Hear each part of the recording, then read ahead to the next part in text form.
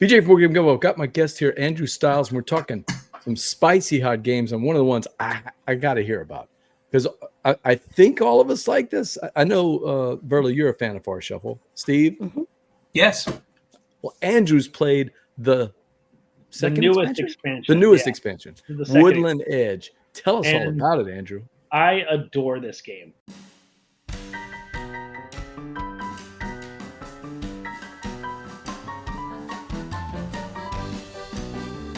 This is a game that I found a while back, and I didn't think that much of it at first. We first started playing it, but now this is a game that is now constantly going anywhere I go on vacation. It's the crunchiest game that's only a deck of cards that I know of, and I adore it. Essentially, what you're doing in this is you're putting down cards that are either trees or animals. You have to put down a tree first, and then the animals can go either above, below, left, or right of that tree. And it's all about the combos of things. So if you get this bird, it gets points for different bugs. Or if you get that bird, it gets you 3 points for every bird that you've collected. And you get, that polecat right there, he gets 10 points if he's the only one on that tree. So he doesn't want to be near anybody else. And you get the squeaker there, it's worth 1 point. But there's another full-grown board that gets you 10 points if there's a squeaker involved, and it depends on with that. And so this is the expansion that just makes it bigger. It's just more cards and more things.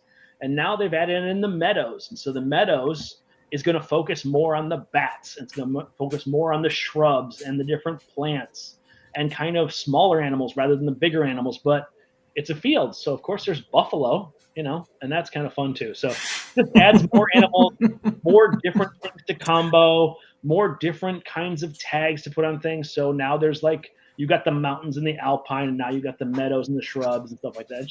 It's just fun to have more things, which of course dilutes the pool, which is great because it makes things score less often. So it's harder to get the combos you want, which I think is better for the game because the game already scores 200 points. I'd like to get that down to closer to 100 personally because I don't like counting that many points. But of course, it's fun to get the combos to get points, but that's just. Have you seen the app that scores the points for you? Have you seen that? We tried using that, but you have to get everything lined up just perfectly. And truthfully, I can just pull out my calculator. I can score it in 3 minutes. And taking the picture of the app and doing it that way actually takes me more time than just scoring with a calculator. So one of the complaints about the original game was that there was a couple of combos that if you didn't play against it, it was almost like the Loki strategy in Blood Rage. And if you didn't play against those strategies, that player could just run away with it. But I refuse to tell people what that was because I don't want to ruin it for people who play. I'm not talking about it either. But yes, I feel like what they did with the Alpine expansion was create it so other strategies could work more favorably against it and have more of a counterbalance. And then this one adds in more of that counterbalance. In fact, one of the things that I thought was the weakest thing that was available in both the first two is now the strength in the third. And so based on that, there's some really interesting counterplay that goes to that. And once again, this goes to this thing I was talking to somebody the other day. Playtesting can only be done so much before it hits the wild. And you can playtest a game 300 times before the publisher touches it for 50 times. It's still under 500. The day you release that game, it's played 1,000 times. And I guarantee someone's going to break it or find something, some wrinkle that you would never have found. And so a lot of games, that first expansion is just to fix that wrinkle that didn't get caught in playtesting. So yeah, I don't blame designers for that. I kind of wondered why so many games are going to BGA before they even get released. And I was thinking, it's a great marketing thing. And then I watched what they did with Carnegie, where they actually put it out and they followed the stats on BGA. Jamie has been doing the same thing with Stonemaier, following the Tapestry stats on BGA and using that as these long-term play tests before the game really gets out into the wild, although Tapestry was out in the wild already. But you know what I'm saying, that we're seeing more and more games. Do you guys think that is kind of what's going on with BGA, where companies are using this as we've got, instead of 300 play tests, we can do 300 an hour on BGA, Very much so, especially as you can use it as a marketing tool too, right? Like there's games that are coming out on BGA that I'm like, I've never even heard of this game, so I'm going to check it out. And yes, you get to play it and you get to play it for free. But then, of course, the subscription model means that people get paid for those play tests, which is kind of cool too. So please subscribe to PGA just to help those people get paid and stuff like that. But they get paid based on the per play. It's basically per click. But yes, those stats are immeasurably important in the game development process. They teach the game designers and the publishers where there are holes faster than anything else that could ever happen. And I guarantee that they will look for those kind of things and then try to patch them, usually an expansion or something like that. But yeah, whatever they can do to make games better, I'm in full favor of. When I was at BGG Con with you and we were playing Medbatech from Evan, Easy that for was you to- the fun thing. So Steve and Burley, you guys know I'm just terrible at playtesting. I don't really have any good ideas to give people. I'm more of a thematic person. So if you want to talk about that part, I'm happy to talk about that, or production or any of that. But when it comes to the playtest, like just sitting back and listening to they're literally, while we're playing the game, iterating about different, aspects that Evan could work on or change, or although he's got the game pretty slick right Oh now. yeah, he's got that. He's got a really good game right there. But yeah, I mean, everything is tweaks. Nothing is ever an overhaul with a game that's at that process, right? But it's just playing with the knobs. It's a tweak here and a tweak there, and sometimes it's just the scoring tweak. It's just, this should be worth one more point or one less point, and that creates the balance and the flow. Because really, what we are as game designers is we are people who direct behavior patterns in interesting ways. So if I don't want you to play the bat strategy, I take a couple points away from the bats. If I want you to play the rabbit strategy, I add a couple points in the rabbits, or add another card to it that has rabbits on it, so it's easier to find the rabbits, right? Different ways of just tweaking little knobs, just a touch, to make sure that things are the right balance and the right combo. So what Steve or Verlo, what he said about Woodland Edge, what do you guys think? Is this something that is this one of these must try, must buy? Forest Shuffle's good enough the way it is. What do you think? I need that artwork.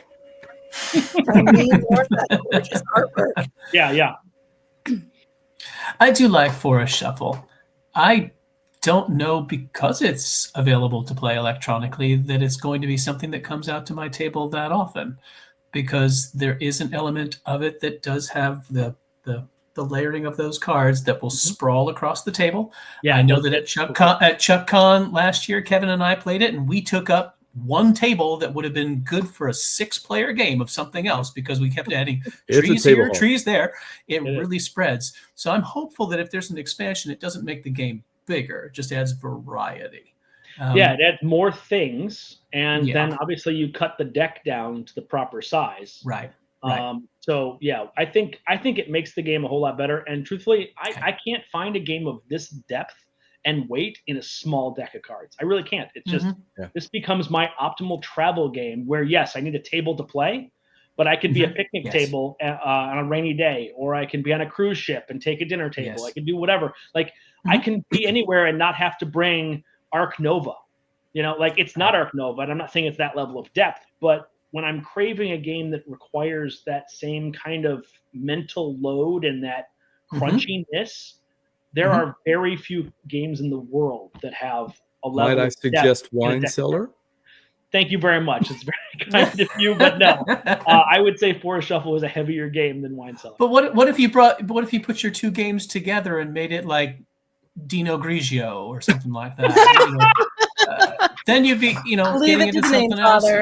And that's why we call him the Name Father. I need a T-shirt that's Dino Grigio on it. I want to see a dinosaur sipping a glass. We're making that happen. Or if you did Dino Noir, you could make it also a dinosaur that was going to be a hard-boiled detective. So, here it comes. Yeah, I mean, the Winosaur is always a proper way to go. But I like Dino Grigio. That's pretty solid. It just felt right off the tongue, didn't it? Yeah, it's really an expansion. It's the next. I mean, archaeologists have to socialize, so they're going to a look. I'm already getting the theme here. They're going to a conference, and they're trying to get grant money, so they're schmoozing up people, and it's the Dino Grigio. I love it. Forest Shuffle, Woodland Edge. So Andrew, is it hard to incorporate into the game? Is it going to be something that? So okay. Because I don't like those expansions where it's like, oh, I got to do this. I love the Johnny Pack modules. I don't want anybody out there saying anything about me about that. I love the idea of modules when they're the little tiny small ones that Johnny Pack is famous for. It's the ones that it's like, take this out, put this in, and then at the end of the game, you're spending 30 minutes just putting your game back. Separating back out again. Right. Yes. No, I think it's 36 cards, and all you got to do is shuffle them in. And then that's it. You take a number of cards out based on player count. But once you've shuffled it entirely, you just have a bigger spectrum of cards. Oh, okay. Well, Okay. I am like Steve that I like playing it on BGA because the Forest Shuffle does a lot of the work for you on BGA. And they But do I'm the excited. scoring. And I You're- know the scoring is definitely one of the bigger pains in the butt. Yeah. Of doing scoring. And if someone is particularly anal about wanting their cards to be just right, BGA Oh, does for the not OCD, have that to helps worry out. about lining things up, the left, right, top, bottom. Oh,